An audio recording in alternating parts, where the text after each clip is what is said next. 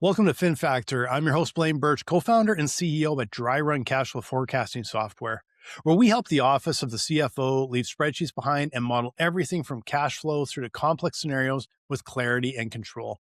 And joining me today is Mark Ryski, founder of Headcount and author of 3 seminal books in retail traffic. And today we're going to explore why store traffic, not just POS data, holds the key to accurate forecasting, smart labor planning, and the real truth behind your performance. Welcome to the show, Mark. Blaine, thanks for inviting me. So I know we've known each other for a while here. I've even read a couple of your books, but one of the things that I find really fascinating is why is this data that is so important to performance underutilized by the CFOs and by the finance team? Well, I think that's a great place to start this conversation, Blaine. I've been doing this work, studying brick-and-mortar store traffic and shopper conversion patterns for 23 years, and I've been doing this for over 30 as a practitioner. And you know what? By and large, these metrics show up on the dashboards of the store ops team, district managers, store managers, regional managers, etc. And you know what? I just think so strongly that really these insights belong in the financial suite. They belong on the dashboard and in the office of the CFO and the finance team because of how vital this is. Especially since that today, by and large, and I think you mentioned this in your question, the finance teams rely on the sales results and the output that comes and that they find in the point of sale systems.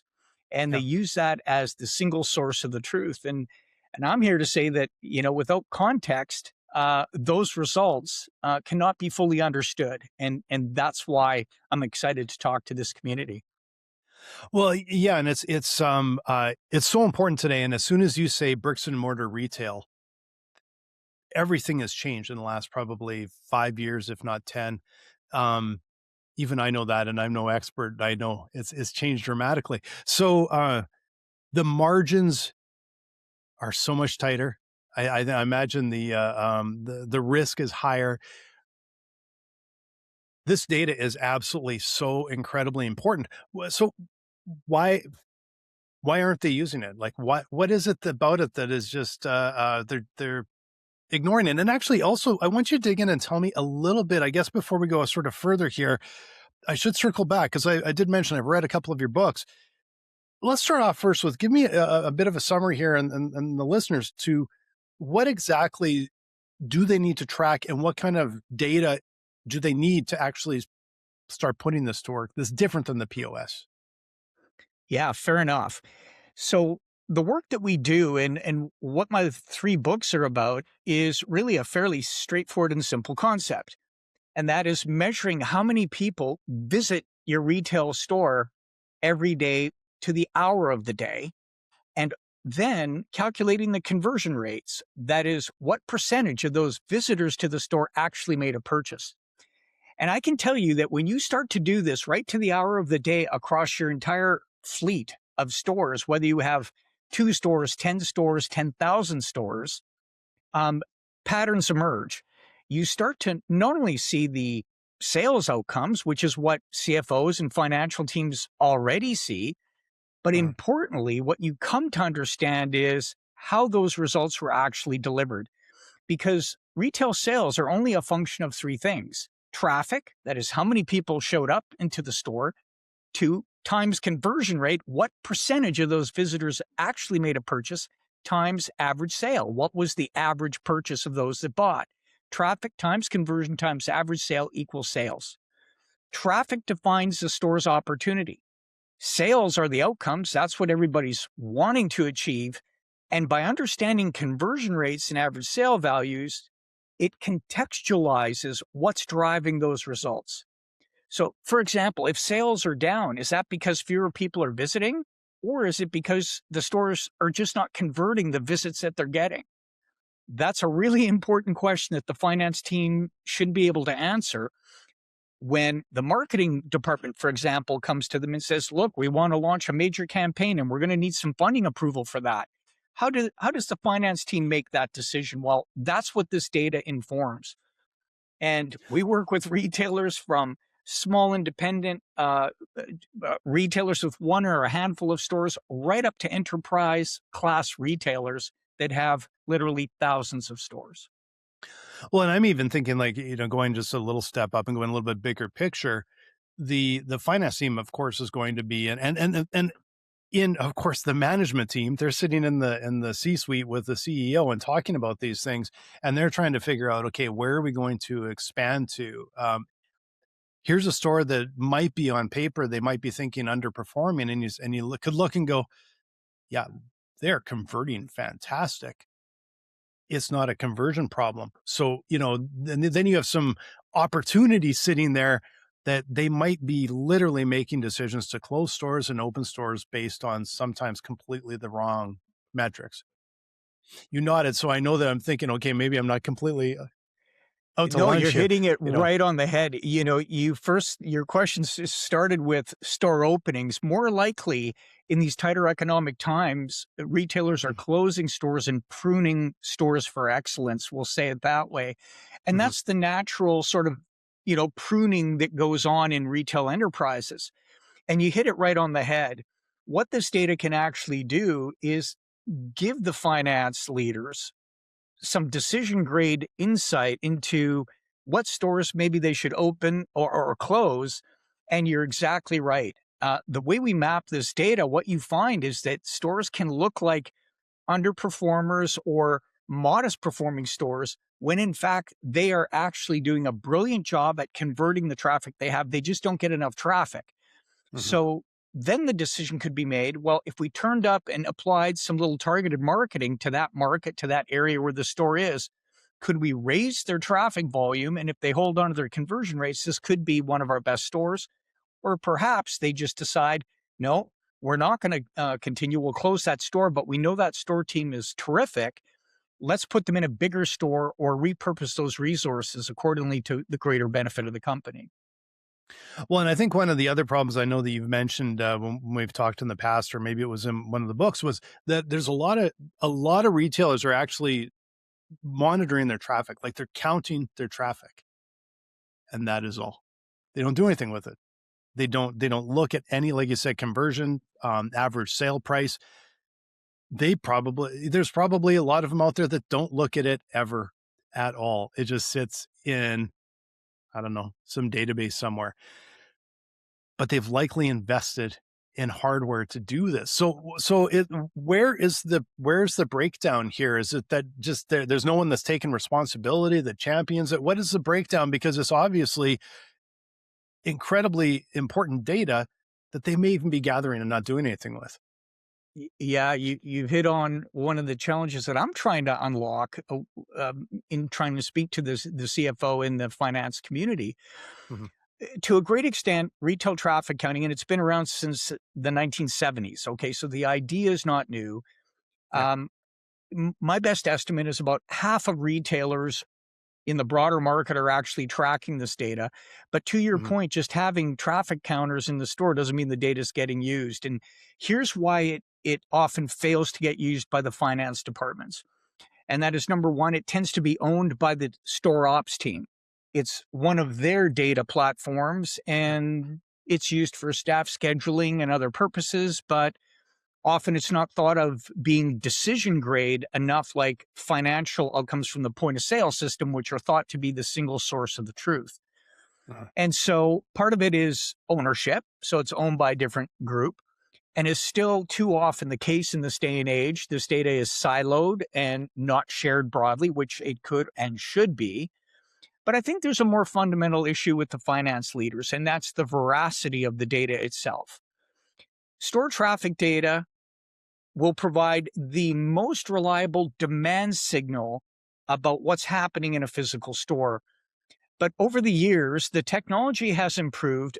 But in my experience doing this, you have to watch this data very closely. You need to be able to audit it periodically. That's something the finance department should understand.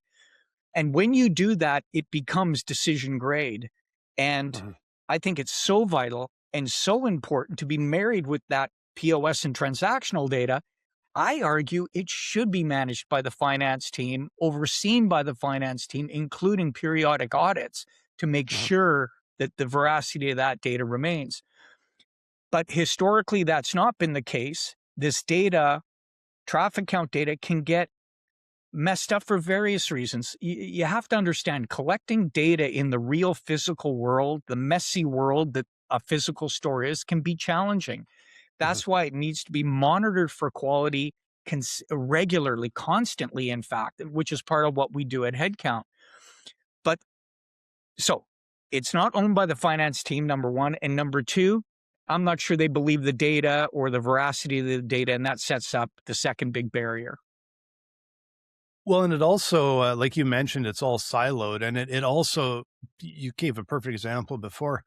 The marketing department isn't even likely to go to the CFO and say, "I need more budget for this store," because they don't actually know if they need more budget for that store, right? So it has to go probably all through the organization to get buy-in from all of these different places, and then you have these lifts all over the place. It's a bunch of small lifts, and it can raise the entire water level because you're equipping all of these different departments and department heads to work much smarter than they were before, and ultimately driven by the finance department that says we need to grow revenue, right? Because operations is likely not sitting there saying we need to grow revenue. You said they need to make sure the staff is there at the right level and things like that, right? Yeah, well, that's exactly right. And I will say this: everyone wants to grow revenue, and everyone in a retail enterprise understands that is the goal. And it, Mhm. regardless of retailer size, everyone is focused on those sales outcomes, and they should be. Yeah. What I'm advocating for is to produce those different outcomes. What levers are you pulling operationally? Where are you making resource bets, whether that's marketing spend, or here's even a bigger one, and that's labor resource. How do you Mhm. decide how much labor you're going to put and allocate into any store, any of your stores? And how do you know how productive that labor is? I can tell you, Blaine, that today the way that gets looked at is sales. But here's the Yeah. problem. Let's say a store has increasing traffic. They don't have enough staff to serve that traffic. Conversion rates are dropping. Sales may be flattening or even going down despite having more visitation in the store. And I've seen this countless times, and the data makes it clear. And when I engage the retailer and I say, isn't it clear you need more labor in this store based on the conversion trends? The answer often comes back, well, the store needs to get their sales up. And when they get their sales up, then they get more labor. Yeah. It is a classic chicken and egg problem Yeah. that I think the finance team is best suited to make a determination on, that could then cascade to the workforce management team and the HR department to figure out how do we best deploy labor into the places that it's actually needed. But again, this is all based on data, not supposition, and nor just looking at the sales outcomes alone. Well, and I know just even from my experience looking at data so often, uh, can conflict with your gut and conflict with like, or a limited data set. A limited data set can lead you in one direction, and it can, you can kind of think, well, it's just more data. But it's not the data that's important, it's the context, because it's just more data doesn't do anything, but it's making those connections helps in the decision-making process. And, as you've sort of demonstrated, those details matter. Those details can make a big fundamental difference, like being understaffed and not, people, how many people are abandoning cart basically, like in the store, walking out of the store and going, I don't have time for this because they don't have another register open. But boy, I'm ready to buy. Exactly, Blaine. And the beauty of looking at store traffic and conversion data to the hour of the day, when these lapses in service happen, you can see it plain as day in sags and conversion rates. We can pinpoint to the actual hours of the day that these things are occurring, the day of week and which stores and when. And then it's just a question of pulling the right lever to change that outcome. Um, yeah, and so but it all comes down to, and I will say there's a more philosophical point when it comes to CFOs and the finance team, and that is the push and pull between cost expense minimization and sales maximization. And Yeah. to a great extent, because retailers have always struggled with tight margins, and it virtually doesn't matter what retailer you're even talking about, pre, post COVID, it doesn't matter. It's always been tough. Mhm. The general position is always to cut expense, to minimize expense. And labor is one of those things. CFOs don't want to hear conversations about more labor. Mhm. They have enough trouble hiring what they have and using what they have. But here's what I say to that argument, and that's simply this isn't about applying more labor blindly. It's about Yeah. taking the labor that you're already paying for and applying it more effectively to deliver the maximum conversion lift outcome, not about more labor. You may find there's stores that require more labor and you can make those determinations, but at least you can make these trade offs from a financial decision standpoint, look at the outcomes and then make adjustments. Right now, basing everything on sales is leading to the wrong kinds of conclusions. And the truth is, retailers are leaving precious dollars, on the table. And that's why I say that retailers squander, they squander their traffic every hour of every day. Well, and that's that I find that really a fascinating point that you can say, yeah, we need to raise maybe the labor over here, but it might be, but over here we can actually cut a little bit of cost because these numbers will actually tell you you're actually overstaffed here, you're understaffed there, and it might not even be a net increase in cost, but there'll be a net increase in sales, and that can be dramatic. But again, they're flying basically blind right now. Um, I want to dig into your books a little bit because I know that you wrote a couple books before COVID, and I wanted you to just sort of introduce those, talk a little bit about it. But I know that you've really released a book. I think it was just last year, if I'm right. Um, and I want you to talk about some of the changes that you've seen in the landscape because literally you wrote another book because this is so important and it's changed so much. So yeah, give me just a quick brief on the first books you wrote, but also most importantly, how you've transitioned to this one. Sure. So I wrote the first book called "When Retail Customers Count." It was published in 2005, and in 2005, or at that time, it was the first book ever written dedicated to the topic of brick and mortar store traffic and shopper conversion analytics. There, nobody had ever really talked about this. That was my first book. 5 years later, I wrote a book called "Conversion: The Last Great Retail Metric," and that book was all about a practitioner's approach to how you could fully leverage store traffic and conversion data, and addressed everything from measuring the impact of advertising investments to workforce management, customer experience, and myriad topics. This last book, and that was published in 2011, when the COVID pandemic smashed into the retail industry and society writ large in 2020, it fundamentally changed the way shoppers shop, the way retailers retail. And it was traumatic and mostly detrimental for most retailers. Mhm. And it was at that time that I thought that the ideas around store traffic in brick and mortar stores and conversion rates needed to be redressed in this new reality of buy online, pick up in store, curbside pickup, and how those Mhm. kinds of patterns and movements will change store traffic and conversion insights. And while some thought, and so my third book called "Store Traffic is a Gift" was published in September of last year of 2025. And I will say that the retail industry has embraced this book tremendously. It's won a Mhm. couple of awards. It's being heralded by retail industry experts across the board. And it really speaks to really just how foundational and fundamental these ideas are. So it takes a lot of the foundational ideas that really haven't changed, Mhm. but have been updated to the modern realities, or the realities that retailers face today. And consequently, it's selling well on Amazon. Yeah. Well, and I suspect, if I'm a CFO sitting out there, that's probably the best place to start.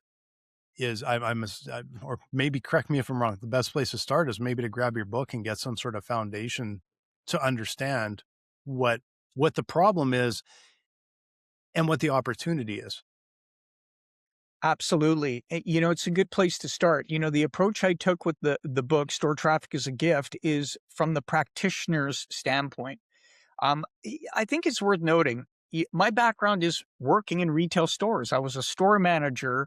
I was a sales associate. I was the marketing manager for a successful retailer. I worked in a department store, sporting goods, and then computer and electronics is where I stumbled upon the importance of traffic and conversion insights. Um, and so the book itself is not just here's some bromides, here's some theoretical ideas you might want to try, but the book is littered with real world examples of actual store traffic and conversion trends, insights, and the way retailers have put it to practical use.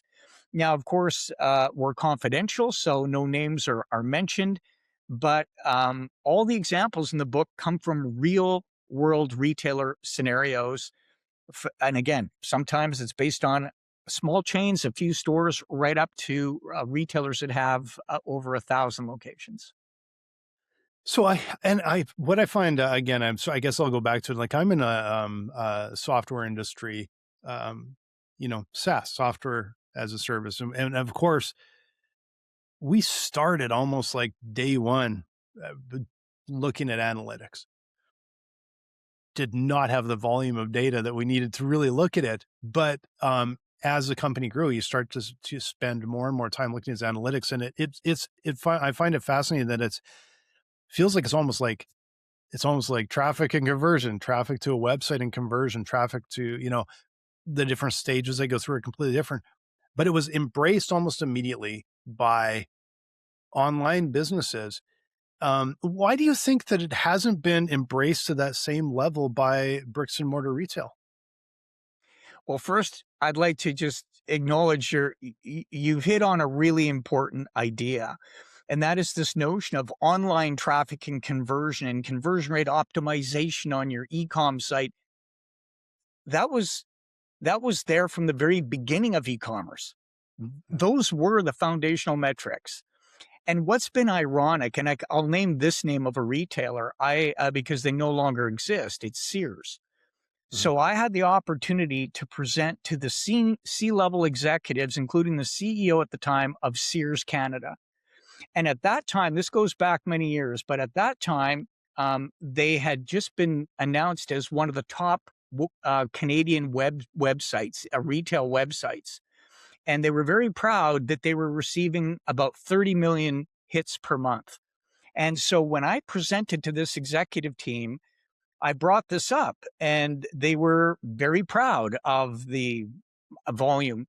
And then I let them know that based on the sample, we were doing a 10-store pilot. They had, I think, a couple of hundred stores at that time, or 150 stores at that time, that we estimated that their annual visitation in their physical stores was over 300 million visits.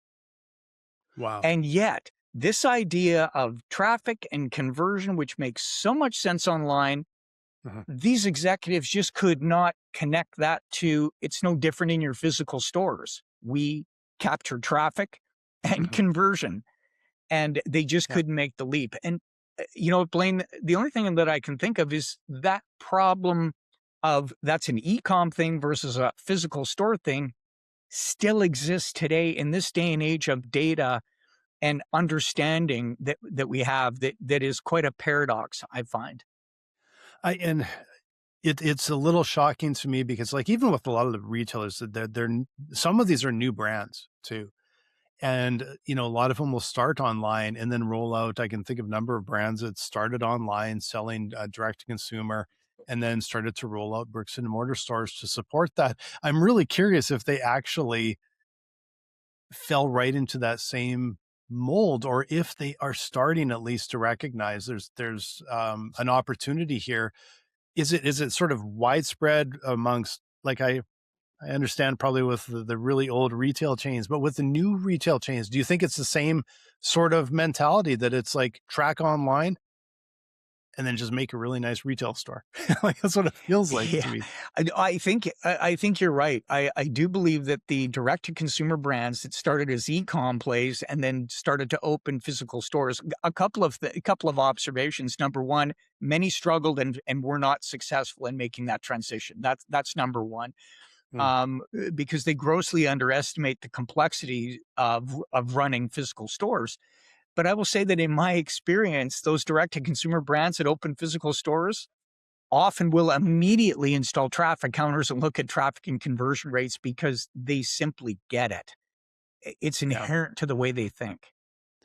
Yeah, I suppose if you start online and then move there, you're probably thinking it's like, "Where's my data?" Like, it's just a natural thing. I've been looking at those reports weekly, monthly, right? So give me sort of a bit of a wrap up here. If you're a CFO out there listening, um, what are like what they should they be considering? What are sort of some of the first steps? And then also follow up with how do they actually get hold of you if they want to talk to you? Well, absolutely. So I think the first place to start is, do you actually have traffic count data being collected in your organization today? And if not, that's a good place to start. And, even if you've never been exposed to traffic and conversion data, you can get a copy of my book. And again, it's written in practitioner terms, plain English. Anyone will get these topics and be able to understand how it all connects. So that's number one. If they have data and they're not using it, I would encourage them again to get the book so they can understand the kinds of ways they might want to look at their own data and start to explore how traffic and conversion actually compares to the financial results that they're producing to understand the underlying drivers. Um, Lastly, they can certainly reach out to me directly or contact my company at headcount.com. Just like it sounds, we count people. We offer a monthly service, and we view these insights as fundamental as a utility. Any retail store needs electricity, they need internet access, they need a POS system. I would argue that traffic and conversion insights are part of that foundational package any retailer should have. And we've structured our offering to scale and to price that way.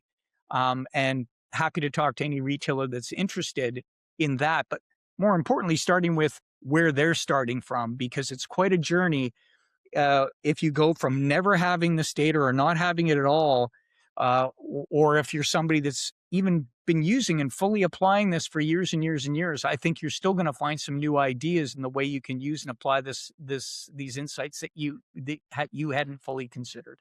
Yeah.